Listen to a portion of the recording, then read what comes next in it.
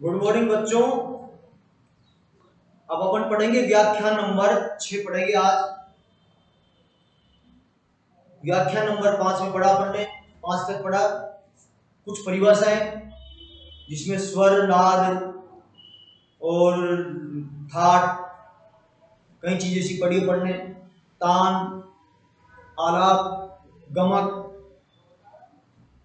ऐसी चीजें पढ़ी परिभाषाओं में। और मैंने ऊपर हेडिंग डाली थी भाग ए और भाग ब।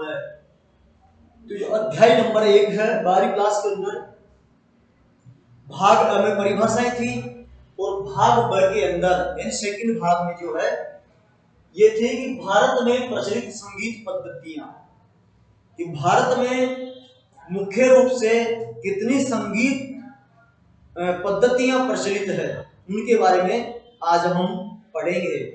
तो मुख्य रूप से भारतवर्ष में 2 प्रकार की संगीत पद्धतियां प्रचलित है जिनके बारे में आज हम पढ़ेंगे। तो 2 प्रकार की संगीत पद्धतियां भारत में है। प्राचीन काल में संपूर्ण भारत में संगीत की केवल एक ही पद्धति थी, यानी प्राचीन काल के अंदर भारत में संगीत की केवल एक ही पद्धति थी जो कि पूरे संपूर्ण भारत के अंदर प्रचलित थी। परंतु मुगलों के आक्रमण के बाद में, कुछ अंग्रेजों के आने के बाद में हमारे यहाँ का संगीत प्रभावित हुआ, वहां की सभ्यता और संस्कृति हमारे भारत में आई, तो संगीत भी अछूता नहीं रहा उनकी संस्कृति से। इस कारण से उनके आने के बाद हिंदुस्तानी संगीत पद्धति में या भारतीय संगीत पद्धति में 2 प्रकार की पद्धतियां उत्पन्न हुई, जिसको 4-5 स्टेट को, दक्षिण को छोड़ करके बाकी संपूर्ण भारत में जो संगीत पद्धति लगती है उसको उत्तरी भारतीय संगीत पद्धति या हिंदुस्तानी संगीत पद्धति कहते हैं। और 3-4 स्टेट जैसे केरल है, तमिलनाडु है, तमिलनाडु, कर्नाटक, इस तरह 3-4 स्टेट है, इनको छोड़ इनके अंदर दक्षिण पद्धति स्वीकार्य है, वह लागू की गई है।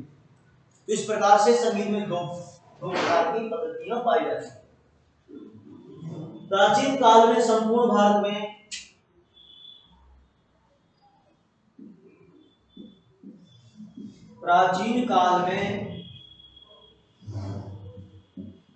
संपूर्ण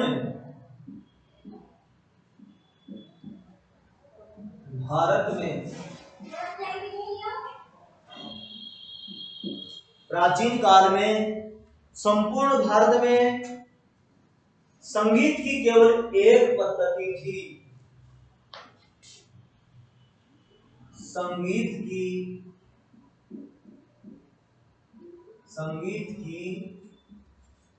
केवल एक पद्धति थी, यानी प्राचीन काल के अंदर संपूर्ण भारत में संगीत की केवल एक ही पद्धति थी। लेकिन विदेशी आक्रमणों के कारण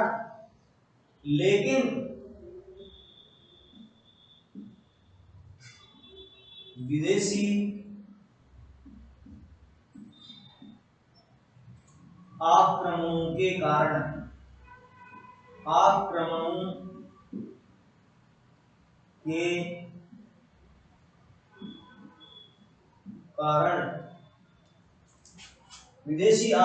के कारण ये अलग अलग हो गई। ये अलग अलग हो गई, यानी विदेशी आक्रमणों के कारण ये जो एक पद्धति थी, ये एक पद्धति दोनों अलग अलग हो गई, क्योंकि विदेशी आक्रमणों का प्रभाव उत्तर भारत में अधिक पड़ा। क्योंकि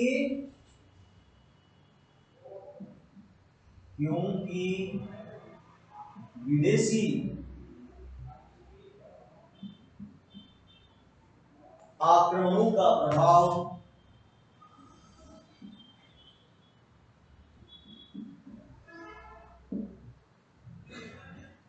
प्रभाव उत्तरी भारत पर अधिक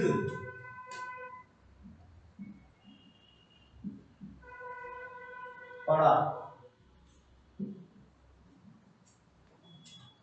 यानी जो आक्रमणकारी थे विदेशी, इन विदेशी आक्रमणकारियों का प्रभाव जो उत्तर भारत था, उत्तरी भारत, उस उत्तरी भारत पर सबसे अधिक पड़ा।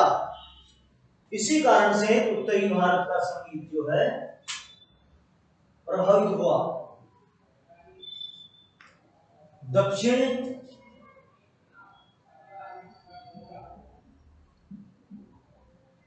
दक्षिण भारत के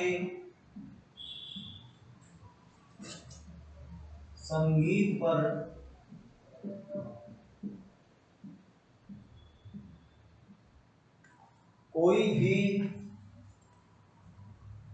कोई बाह्य प्रभाव नहीं पड़ा।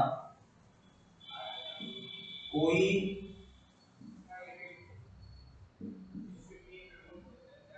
बाह्य प्रभाव नहीं पड़ा।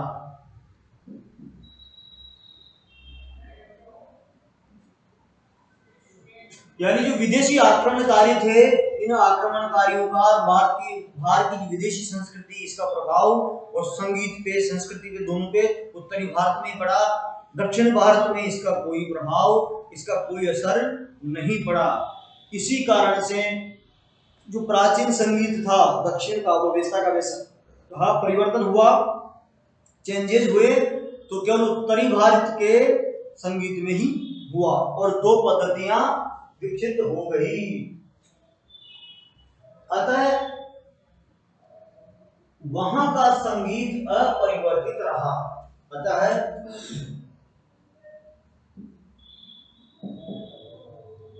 दक्षिण भारत का संगीत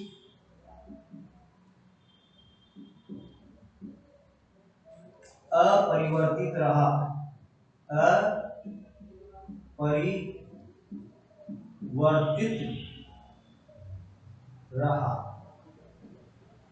यानी बदला नहीं, जैसा का वैसा रहा। इस प्रकार भारतीय संगीत में प्रमुख दो प्रकार का संगीत मिलता है। इस प्रकार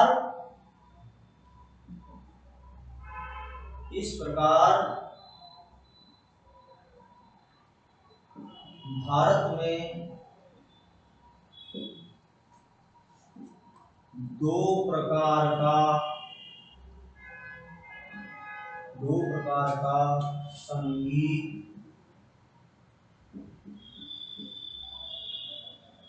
मिलता है।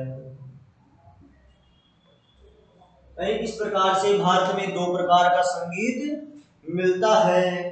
अब वो प्रकार कैसे हैं, वो प्रकार कहाँ कहाँ लगते हैं, वो प्रकार कितने हैं, उसके बारे में आप पढ़ते हैं आगे।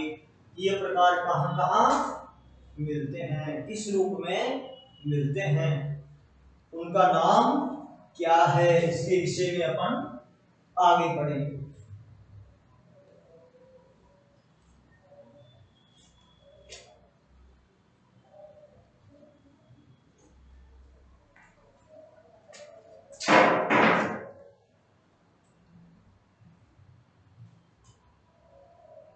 तो पहली पद्धति है हिंदुस्तानी संगीत पद्धति। पहली है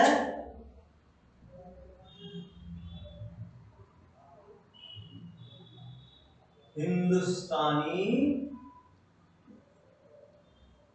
संगीत पद्धति।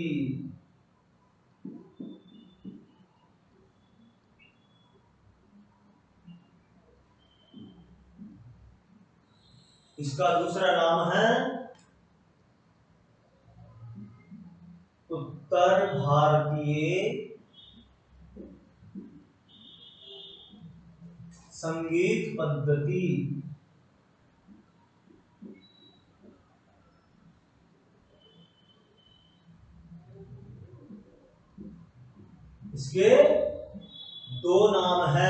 पहला हिंदुस्तानी संगीत पद्धति और दूसरा नाम है इसका उत्तर भारतीय संगीत पद्धति।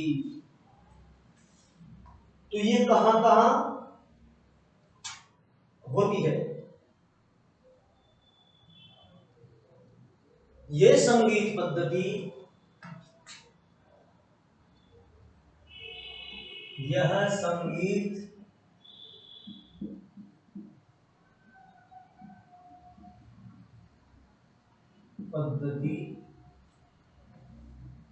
संगीत पद्धति तमिलनाडु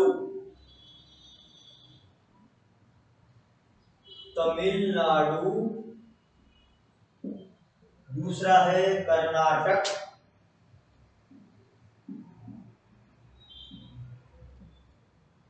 तीसरा है केरल व आंध्र प्रदेश।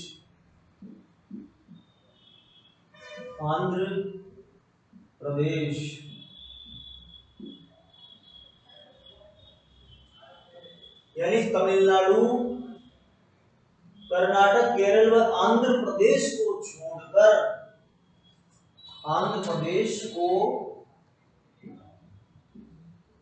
छोड़कर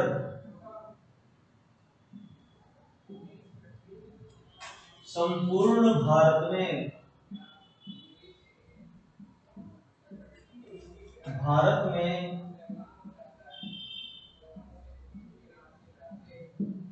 प्रचलित है।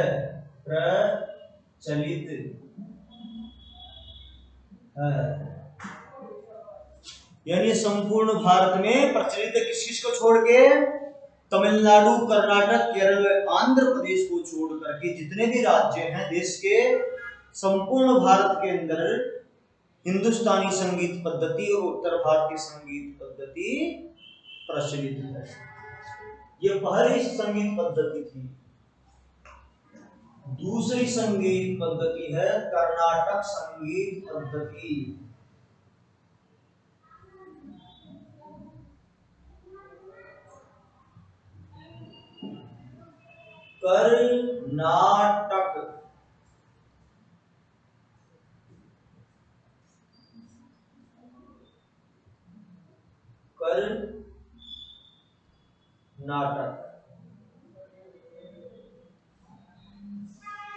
कर्नाटक संगीत पद्धति।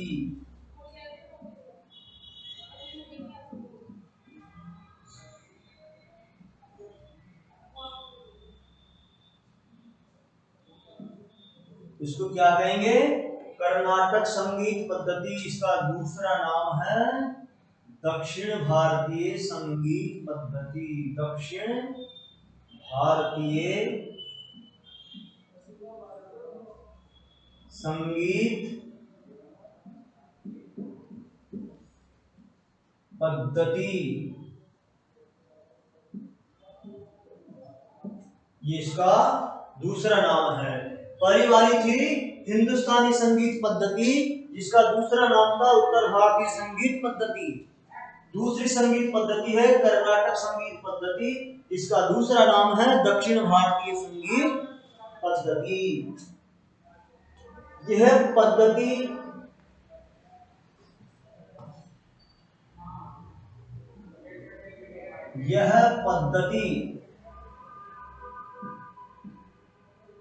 इन्हीं राज्यों का नाम लिख देंगे वापस। तमिलनाडु,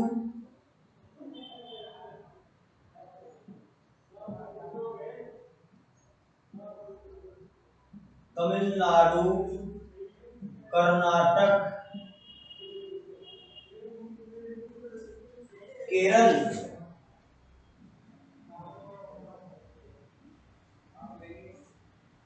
केरल व आंध्र प्रदेश में। यानी ये पद्धति तो इन देश की संपूर्ण राज्य को छोड़ करके संपूर्ण राज्य में प्रचलित थी, परंतु ये जो पद्धति है, यह पद्धति आंध्र प्रदेश की ओर प्रचलित है। यानी इन राज्यों की ओर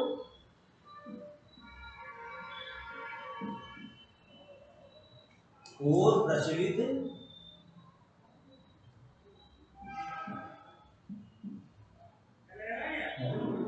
अर्थात इन 4 राज्यों में दक्षिणी संगीत पद्धति प्रचलित है या इसका प्रयोग किया जाता है। इसे दक्षिण संगीत पद्धति भी कहते हैं। मेरे ऊपर लिखा है अभी,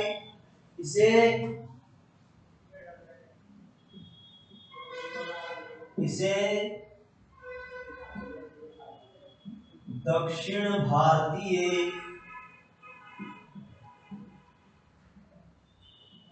संगीत पद्धति भी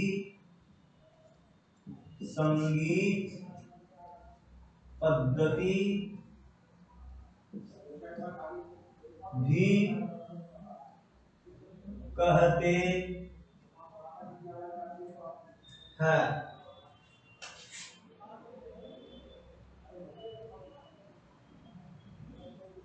इसको दक्षिण भारतीय संगीत पद्धति भी कहते हैं।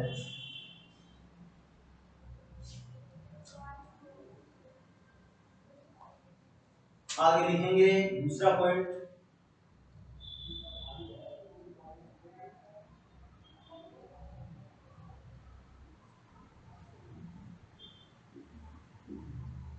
हिंदुस्तानी व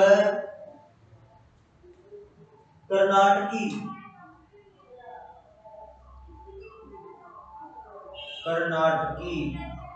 ये दोनों पद्धतियां हैं, हिंदुस्तानी व कर्नाटकी। इन दोनों संगीत पद्धतियों का बीज एक ही है। इन दोनों संगीत पद्धतियों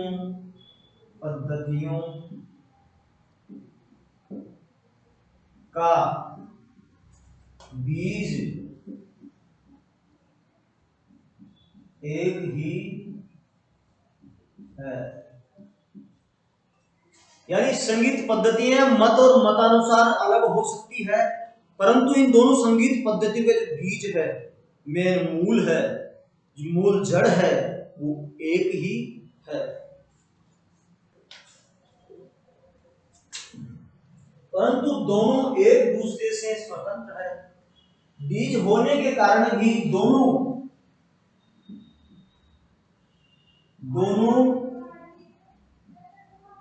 एक दूसरे से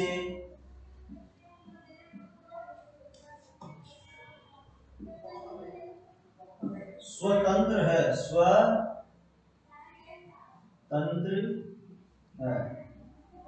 यानी दोनों का बीज एक है, परंतु फिर भी दोनों एक दूसरे से स्वतंत्र है, और स्वतंत्र होते हुए भी दोनों में कुछ समानता तथा भिन्नता है। और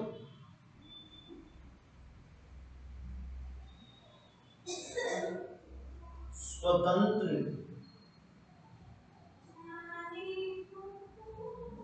होते हुए भी दोनों में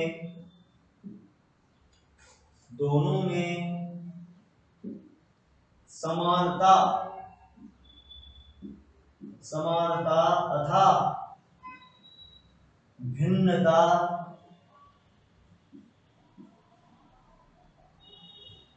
है। यानी दोनों पद्धतियां अलग अलग है, दोनों का बीज एक है, दोनों की जड़ एक है, परंतु दोनों एक दूसरे पे आश्रित नहीं है, दोनों स्वतंत्र है। स्वतंत्र होने के कारण भी दोनों में समानता भी है और कुछ भिन्नताएं भी है। अब समानताएं क्या है, भिन्नताएं क्या है, उसके बारे में अब आगे चलते हैं। क्या तो समानता है और क्या भिन्नता है।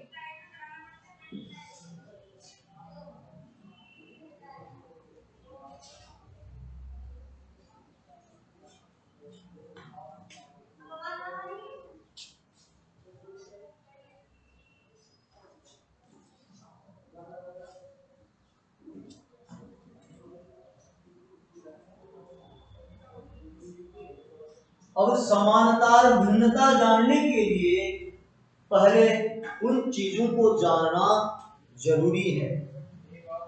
उन चीजों को जानना जरूरी है।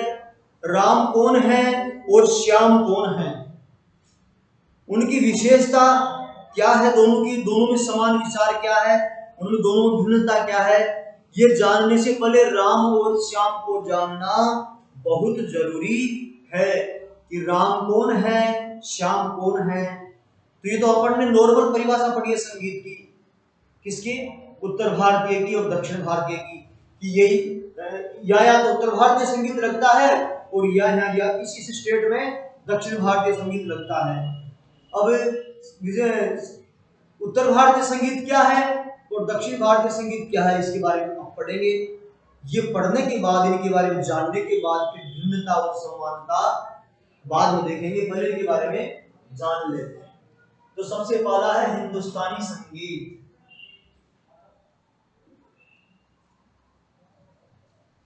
हिंदुस्तानी संगीत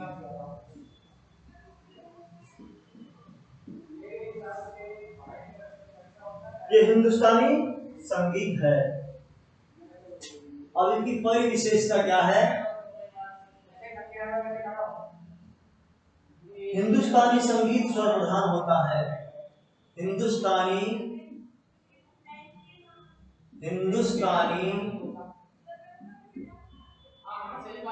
संगीत स्वर प्रधान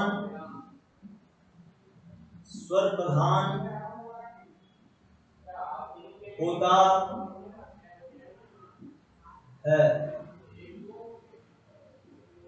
यह हिंदुस्तानी संगीत पद्धति के स्वर पद्धति कैसी होती है, स्वर प्रधान, यानी हिंदुस्तानी संगीत पद्धति में स्वर की प्रधानता पाई जाती है, स्वर की प्रधानता होती है। ये पहला पॉइंट है। इसका दूसरा पॉइंट है कि इस पद्धति में केवल गीत की बंदिश निबद्ध रूप में गाई जाती है। इस पद्धति में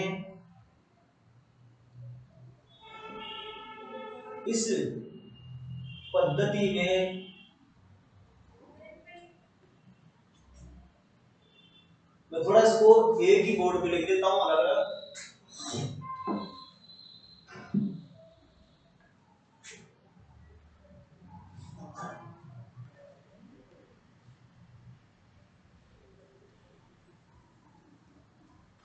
हिंदुस्तानी संगीत पद्धति, कर्नाटक संगीत पद्धति, कर्नाटक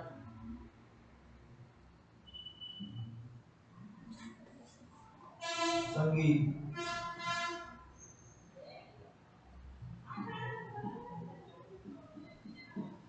ये हिंदुस्तानी संगीत और ये कर्नाटक संगीत। तो हिंदुस्तानी संगीत स्वर प्रधान होता है, इसके अंदर पहला हो गया। कर्नाटक में क्या होता है, कर्नाटक संगीत मुख्यतः निबद्ध रूप से गाया जाता है। कर्नाटक संगीत मुख्यतः यानी कर्नाटक संगीत मुख्यतः निबद्ध रूप से गाया जाता है। निबद्ध रूप से गाया जाता है। पहला, हिंदुस्तानी संगीत स्वर प्रधान होता है। संगीत स्वर प्रधान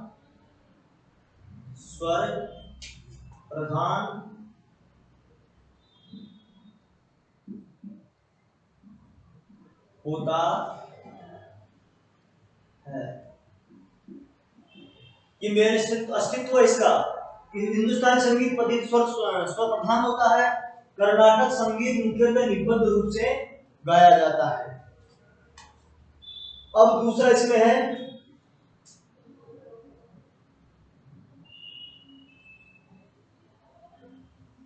इस पद्धति में केवल गीत की बंदिश, इस पद्धति में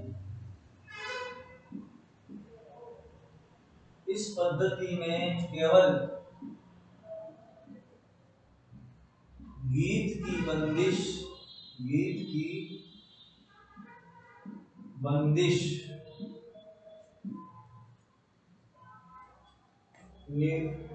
निबद्ध रूप में गाई जाती है। निबद्ध रूप में गाई जाती है, गाई जाती है। और कर्नाटक में कर्नाटक संगीत लय प्रधान अथवा ताल प्रधान होता है। कर्नाटक संगीत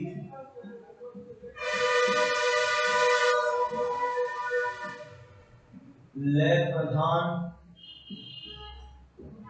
तथा ताल प्रधान होता है।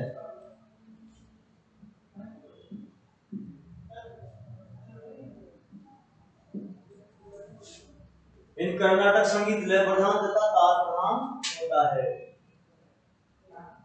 इसमें तीसरा है उत्तरी भारतीय संगीत पद्धति में हिंदुस्तानी संगीत शैली के अंतर्गत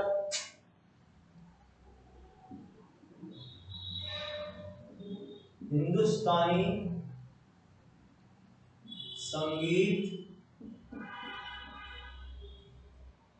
शैली के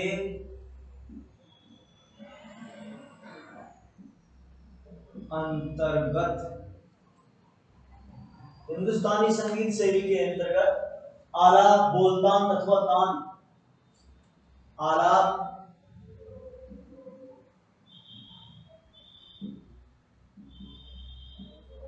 बोलतान अथवा तथा बोलतान तथा तान इत्यादि को प्रयोग में लाया जाता है। तान इत्यादि को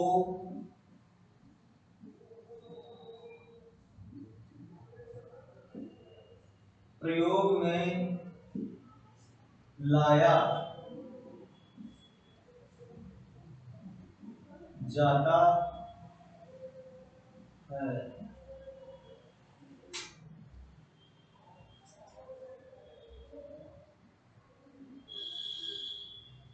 हिंदुस्तानी संगीत पद्धति जो शैली है, संगीत शैली है, उसके अंतर्गत आलाप, बोलतान तथा तान आदि का प्रयोग किया जाता है हिंदुस्तानी संगीत शैली के अंदर। अब दक्षिण संगीत शैली के अंतर्गत क्या है? कर्नाटक संगीत में गायन करते समय कर्नाटक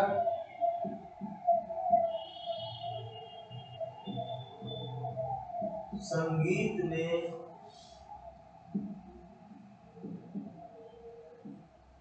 गायन करते समय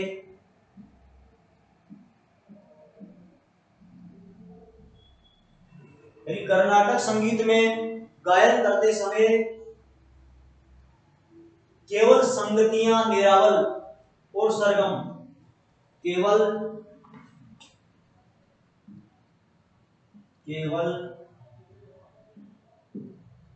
संगतियां,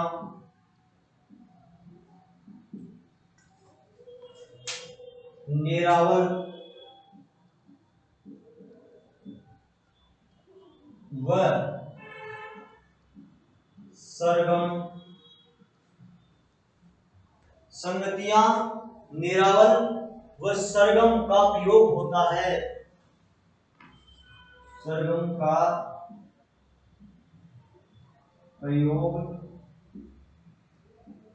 होता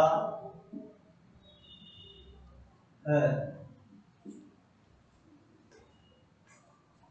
तथा आलाप, तान नहीं ली जाती तथा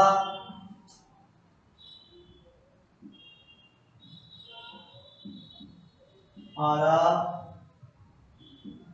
तान नहीं ली जाती।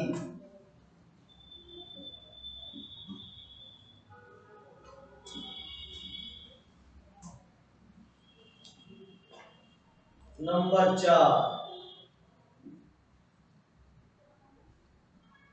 विलंबित ख्याल की लय अति विलंबित होती है।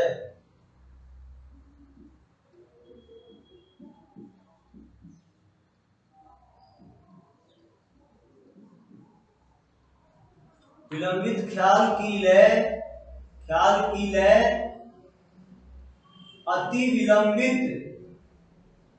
अति विलंबित होती है। यानी इस पद्धति में विलंबित ख्याल की जो लय होती है वो बहुत ही विलंबित होती है, यानी बहुत देर से गाया जाता है, ताल लय को खींचा जाता है। परंतु गीतों की लय प्राय मध्य लय में रहती है। इसके अंदर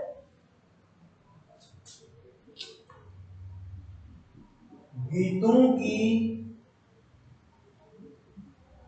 लय प्राय मध्य लय में होती है। यानी कि इसके गीतों की लय प्राय मध्य लय होती है। इसमें 5 है।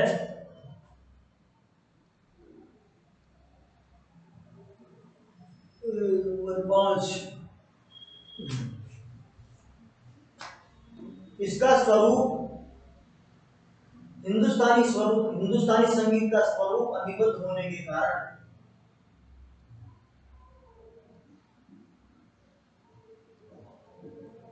हिंदुस्तानी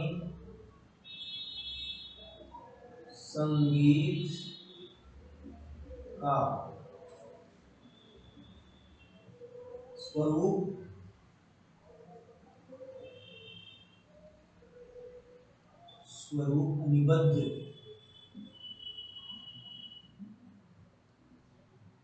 अनिबद्ध होने के कारण, यानी हिंदुस्तानी संगीत पद्धति का संगीत है, स्वरूप है अनिबद्ध होने के कारण तबले पर ताल के ठेकेगा, तबले पर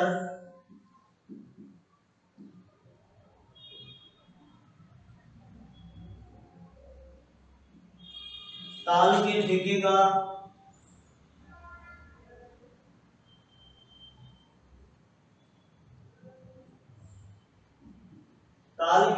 का अखंड रूप से बजते रहना जरूरी है। अखंड रूप से बजते रहना जरूरी है। यानी हिंदुस्तानी संगीत का स्वरूप अनिबद्ध होने के कारण तबले का ठेका अर्थात तबले का ताल निरंतर बजते रहना चाहिए, अर्थात अखंड रूप से बजते रहना बहुत जरूरी है। परंतु दक्षिण भारतीय संगीत पद्धति में क्या होता है, कर्नाटक संगीत पद्धति का स्वरूप निबद्ध होने के कारण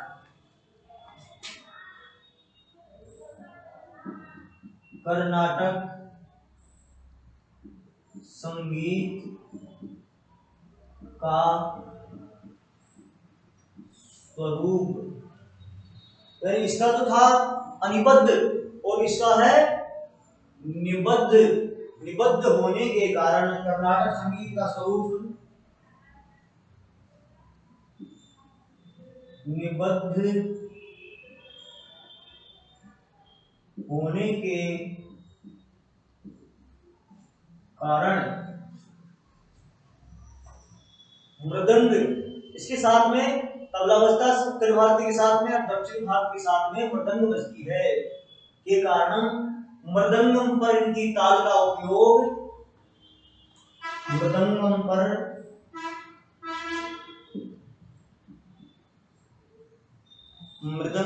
पर आदि है।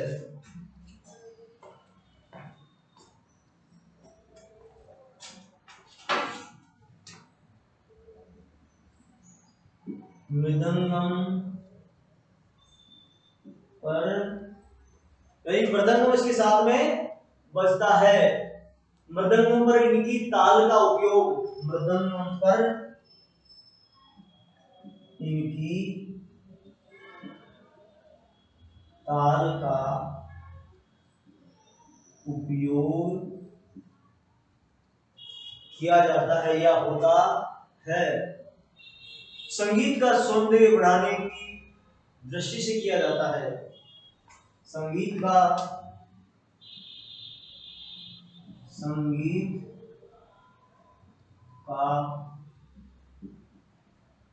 सौंदर्य बढ़ाने की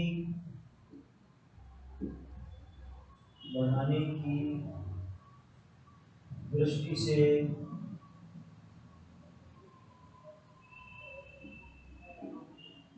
किया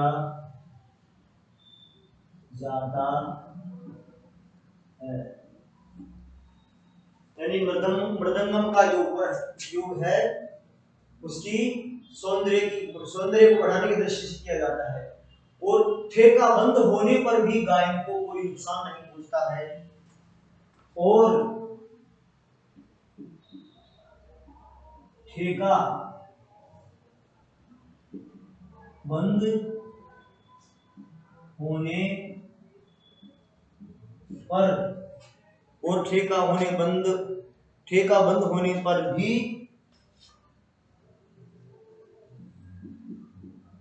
गाने को कोई नुकसान नहीं पहुंचता है।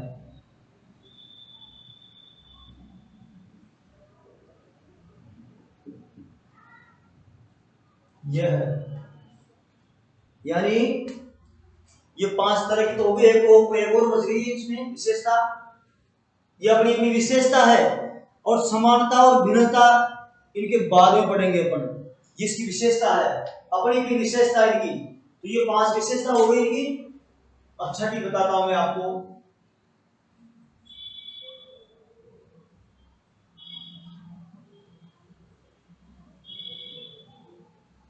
नंबर 6, ये 5 विशेषता इसमें हो गई, दोनों में अलग अलग। नंबर 6 विशेषता,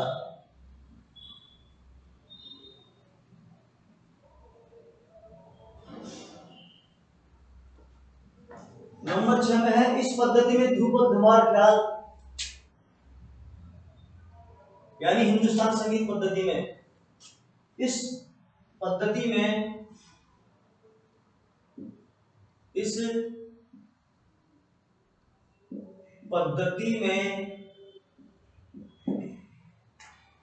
ध्रुपद धमार ख्याल भजन,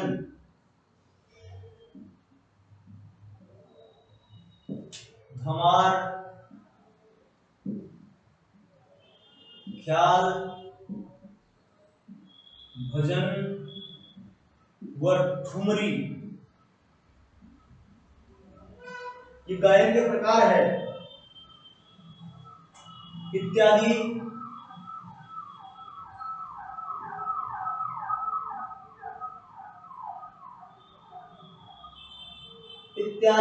शैलियों के गायन का प्रदर्शन किया जाता है। इत्यादि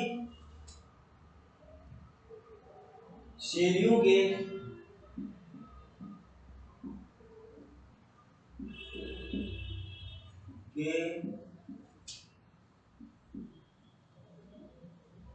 गायन का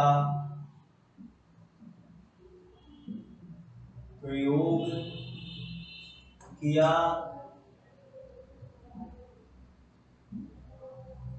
जाता है। इसका नंबर 6 है ये कर्नाटक संगीत पद्धति का। रागम तालम पल्लवी तथा कीर्तनम, रागम तालम पल्लवी, रागम तालम पल्लवी, ये इसके गायन के प्रकार है। जैसे हिंदुस्तानी संगीत पद्धति में ध्रुपद, धमार, ख्याल, भजन, ठुमरी है, तो इसमें इसके गायन के प्रकार है ये। तथा कीर्तनम का प्रदर्शन किया जाता है। तथा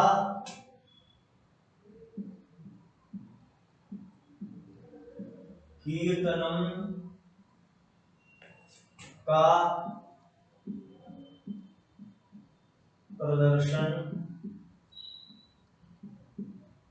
किया जाता।